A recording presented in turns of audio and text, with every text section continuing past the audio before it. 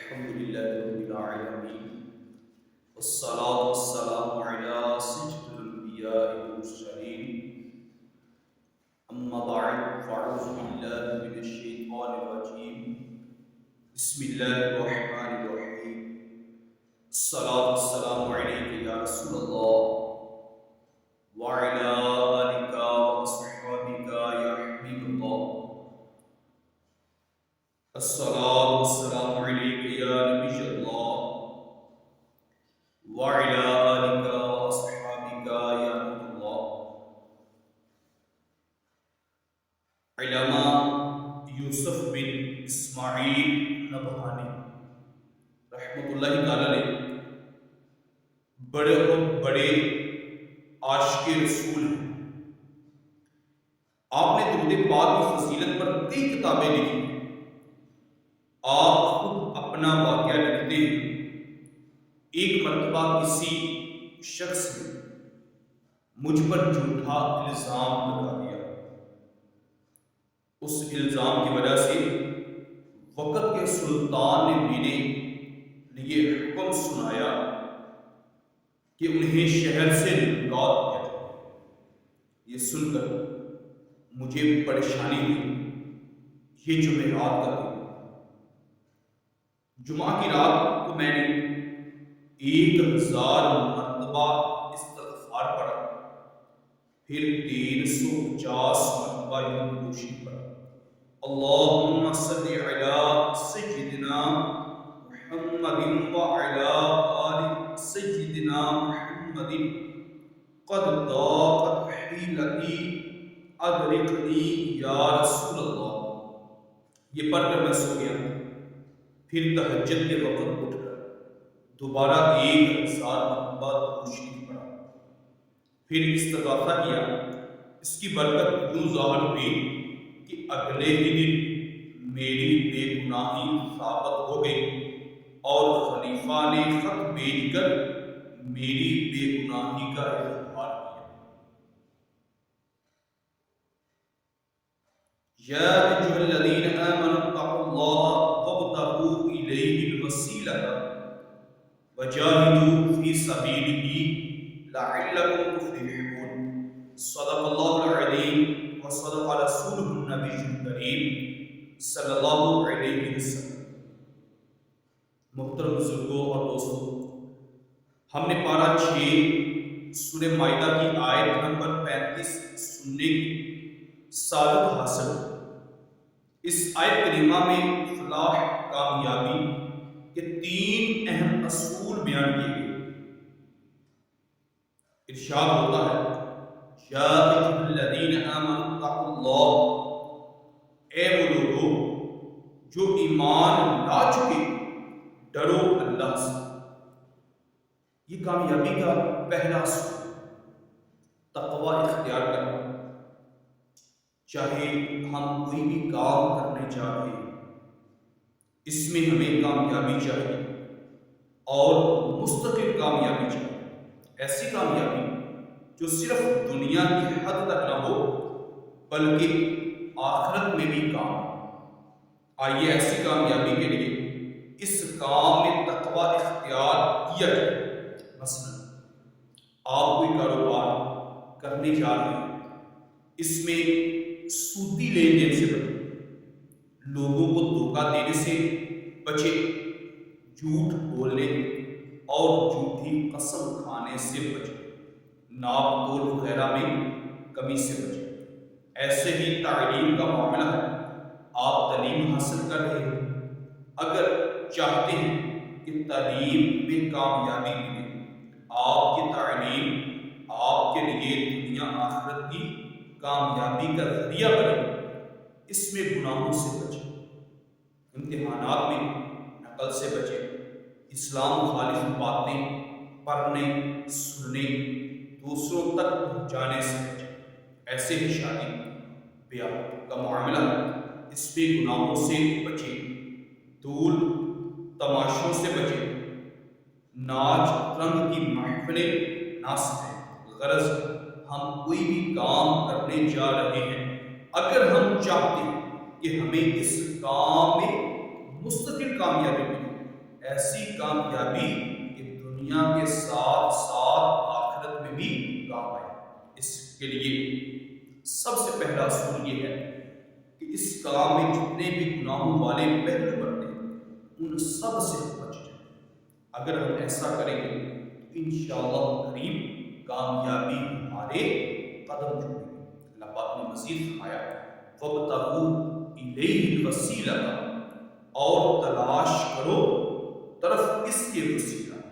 یہ کامیابی کا دوسرا اصول ہے۔ اللہ پاک کے حکم وسیلہ تلاش کرنا، یہ دنیا دارالاسباب ہے۔ اللہ پاک نے اس دنیا کو بنایا ہی ایسا ہے کہ یہاں ہم کوئی بھی کام بغیر وسیلے کے کر ہی نہیں سکتے۔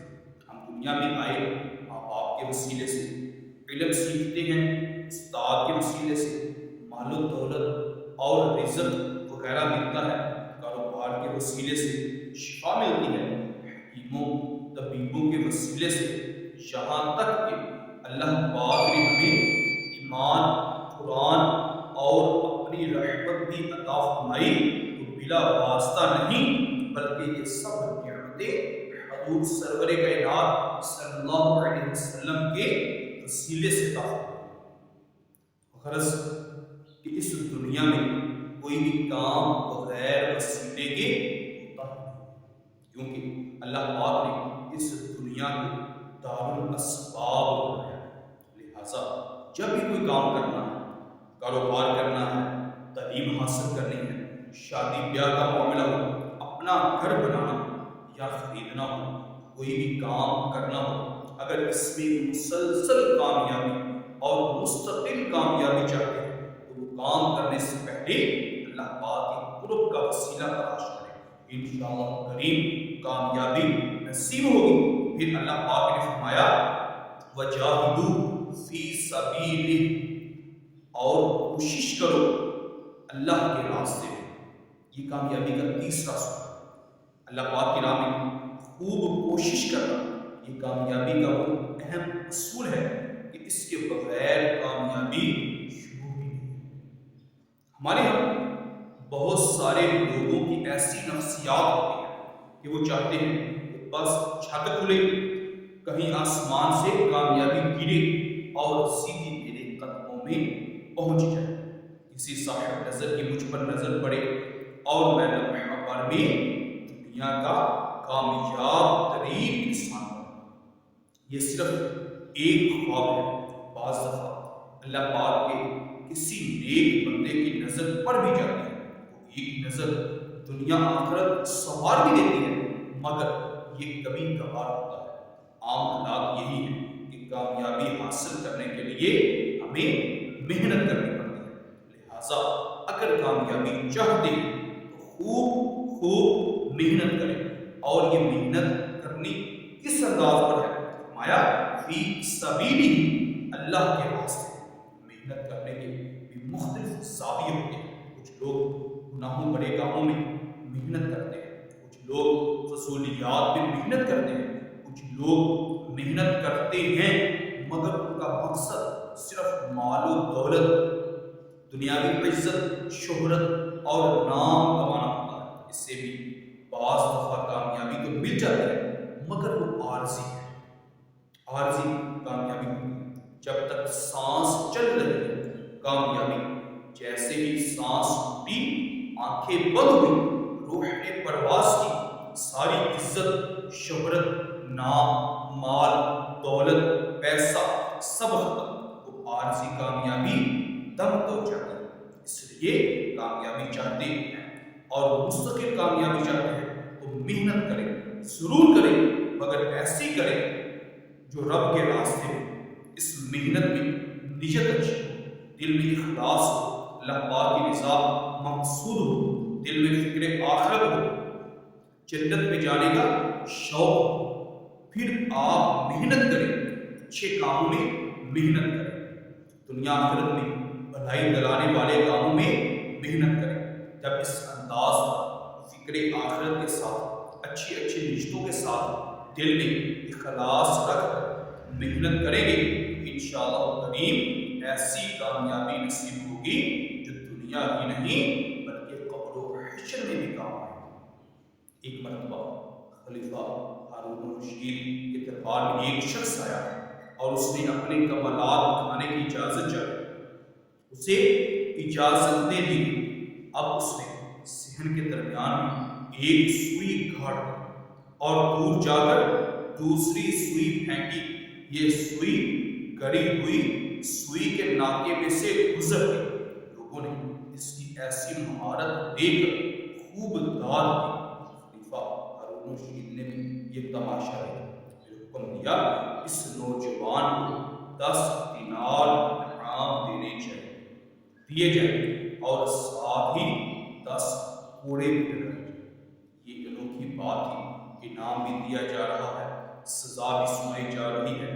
اہل دربار نے بڑی حیرت سے اس کی وجہ پوچھی تو خلیفہ نے کہا انعام اس بات پر کہ یہ بہت ذہین ہے اور اس نے یہ کمال دکھانے کے لیے خوب محنت اور مشق کی ہے، لیکن اس نے اپنا دماغ اور محنت ایک فضول کام میں لگائی، اس لیے یہ سزا کا بھی حقدار ہے۔ ہمارے یہاں بھی بعض لوگ ایسے کاموں میں زور آزمائی کر رہے ہوتے ہیں، کام بالکل فضول ہے، بے فائدہ ہے، نہ اس میں دنیا کا نفع ہے نہ آخرت کا فائدہ ہے، مگر اس میں محنت ایسی جم کر کرتے ہیں اچھوں کو ان پر رشک آتا ہے۔ ایسی محنت کا کچھ فائدہ نہیں۔ محنت ان کاموں میں کرو جو دنیا میں بھی کامیابی دلائے اور آخرت میں بھی میرا پار ہونے کا سبب بن جائے۔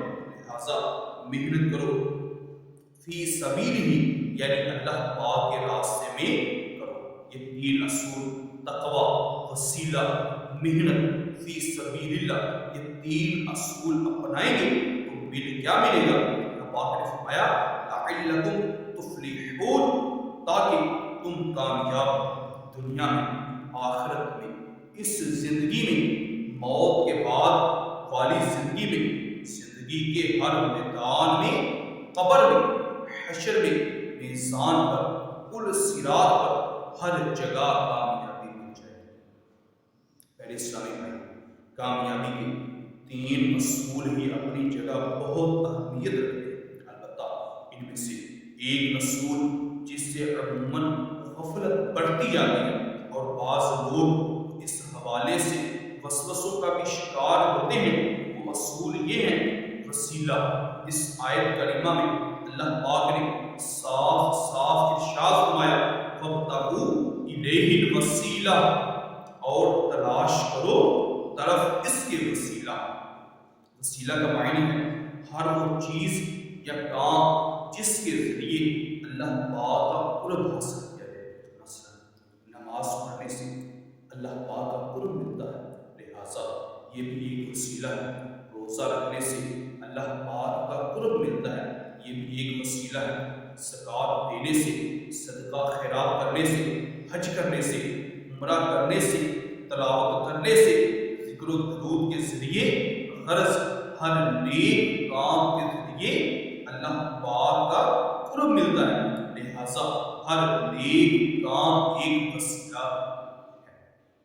ایسے ہی اللہ پاک کے نیک بندوں کا ادب کرنے سے، ان سے محبت رکھنے سے، ان کی بارگاہ میں حاضر ہونے سے، ان کی زیارت کرنے سے، ان کا ذکر کرنے سے اللہ پاک کی رحمتیں ملتی ہیں، دل روشن ہوتا ہے، اندر کی سیاہی دھلتی اور اللہ پاک کا قرب نصیب ہوتا ہے۔ لہٰذا یہ اللہ پاک کے نیک بندے، نبی، ولی سب وسیلہ ہے، اور ہمیں حکم دیا گیا ہے کہ وابتغوا الیہ الوسیلہ، اور تلاش کرو طرف اس کے وسیلہ، یعنی اللہ پاک کے حضور وسیلہ تلاش کرو۔ اگر ہم وسیلہ تلاش کریں گے تو کیا ملے گا؟ فرمایا لعلکم تفلحون، کہ تاکہ تم کامیاب ہو جاؤ۔ معلوم ہوا جب بھی کوئی مشکل آ جائے، پریشانی آ جائے، مصیبت آئے، بیماری، قرض داری آ جائے، ہم نے کوئی اہم کام کرنا ہو، گھر بنانا یا خریدنا ہے، کاروبار شروع کرنا ہے، تعلیم حاصل کرنی ہے، انٹرویو دینے جانا ہے، ہماری کوئی جائز خواہش ہے، ہم پوری کرنا چاہ رہے ہیں، کوئی نیک آرزو ہے، اسے حاصل کرنا چاہتے ہیں، غرض کہ کوئی بھی دنیاوی یا اخروی کام ہے، ہم اس میں کامیابی چاہتے ہیں، تو اللہ پاک کی بارگاہ میں وسیلہ ضرور پیش کرے۔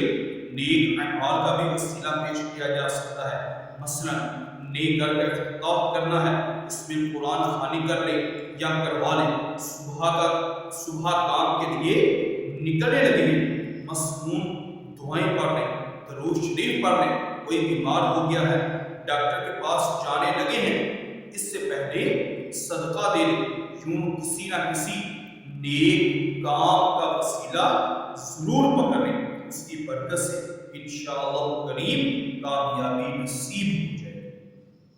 آپ یقین مانیے وسیلہ ایسی کمال کی چیز ہے کہ بعض اوقات ایسا کام جو ہمیں بظاہر بہت مشکل بلکہ ناممکن نظر آ رہا ہوتا ہے، وسیلے کی برکت سے ایسی مشکل بھی ٹل جاتی ہے۔ بخاری شریف میں ہے، حدیث پاک ہے، میری اور آپ کے آقا مکی مدنی مصطفیٰ صلی اللہ علیہ وسلم نے پچھلی امتوں کے 3 شخصوں کا واقعہ سنایا۔ واقعہ ذرا لمبا ہے، میں مختصر عرض کرتا ہوں۔ 3 شخص تھے، وہ کہیں جا رہے تھے، راستے میں تیز بارش شروع ہو گئی، وہ بارش سے بچنے کے لیے کسی پہاڑ کی غار میں چلے گئے، وہ غار کے اندر تھے، باہر تیز طوفانی بارش ہو رہی تھی۔ اس دوران اچانک ایک بڑا پتھر ٹوٹ کر گرا اور غار کے منہ پر آ گیا، غار بند ہو گیا، اندر اندھیرا، باہر نکلنے کا راستہ ہی نہیں ہے، بڑی مشکل ہو گئی۔ اب انہوں نے آپس میں ایک دوسرے کو کہا، آج تک تم نے جتنے نیک عمل کیے ہیں، تمہاری نظر میں ان میں سے جو سب سے افضل عمل ہے، اللہ پاک کی بارگاہ میں اس کا وسیلہ پیش کرو۔ ان میں سے ایک نے والدین کی خدمت والی نیکی کا وسیلہ پیش کر کے دعا کی، اے اللہ پاک میری خدمت والدین والی نیکی کے صدقے اس چٹان کو ہٹا دے تاکہ ہمیں آسمان نظر آ جائے۔ جیسے اس نے نیک عمل کا وسیلہ پیش کر کے دعا کی، اسی وقت وہ چٹان ذرا سا سرک گئی اور آسمان نظر آنے لگا۔ اب دوسرے صاحب نے اپنے خوف خدا اور حیا والی نیکی کا وسیلہ پیش کر کے کہا، اے اللہ پاک میرے اس نیک عمل کی برکت سے اس چٹان کو مزید ہٹا دے۔ چٹان مزید سرک گئی۔ اب تیسرے شخص نے اپنی امانت داری والی نیکی کا وسیلہ پیش کر کے دعا کی، اے اللہ پاک میری اس امانت داری کے وسیلے سے اس چٹان کو مزید ہٹا دے۔ جیسے ہی اس نے دعا کی تو میرے محبوب صلی اللہ علیہ وسلم فرماتے ہیں، وہ چٹان جس نے غار کا منہ بند کر کے انہیں قید کر دیا تھا، ان کے نیک اعمال کی وسیلے کی برکت سے وہ چٹان ہٹ گئی اور یہ سب اپنے راستے چلے گئے۔ سبحان اللہ، یہ وسیلے کی برکت۔ لہٰذا جب بھی کوئی مشکل ہو، پریشانی ہو، مصیبت ہو، تنگ دستی ہو، کوئی کام کرنا چاہتے ہو، کسی میدان میں کامیابی چاہتے ہو، تو نیک کام کرو، اپنے نیک اعمال کا وسیلہ پیش کر کے اللہ پاک کے حضور دعا کرے، انشاءاللہ کریم کامیابی قدم چومے۔ محترم بزرگوں اور دوستوں، جس طرح نیک اعمال کا وسیلہ پیش کر کے کامیابیاں ملتی ہیں، ایسے نیک لوگوں کا وسیلہ پیش کرنے سے بہت سی برکتیں نصیب ہوتی ہیں۔ قرآن کریم میں ہے، وَقَانُوا مِن قَبْلُ يَسْتَفْتِحُونَ عَلَى الَّذِينَ كَفَرُوا، اور اس سے پہلے یہ کسی نبی کے وسیلہ سے کافروں کے خلاف مانگتے تھے۔ یہ جہود کا عمل بتایا جا رہا ہے۔ روایات میں جب ہمارے آقا مکی مدنی مصطفیٰ صلی اللہ علیہ وسلم دنیا میں تشریف نہیں لائے تھے، یہود نے آسمانی کتابوں میں آپ صلی اللہ علیہ وسلم کا ذکر پڑھ رکھا تھا۔ انہیں جب بھی کسی جنگ کا سامنا ہوتا تو یہ پیارے آقا مکی مدنی مصطفیٰ صلی اللہ علیہ وسلم کا وسیلہ پیش کر کے دعا کرتے تو انہیں ہر میدان میں فتح فاتحہ نصیب ہو جائے. سبحان اللہ، کیا شان ہے میرے آقا مولا مکی مدنی مصطفیٰ صلی اللہ علیہ وسلم. آپ بھی دنیا میں تشریف بھی نہیں لائے، اس سے پہلے ہی آپ کے نام اقدس کی ایسی برکتیں تھیں کہ اس کے وسیلے سے دعائیں قبول ہوا. واہ کیا شان ہے. اسی لیے تو ہم کہتے ہیں.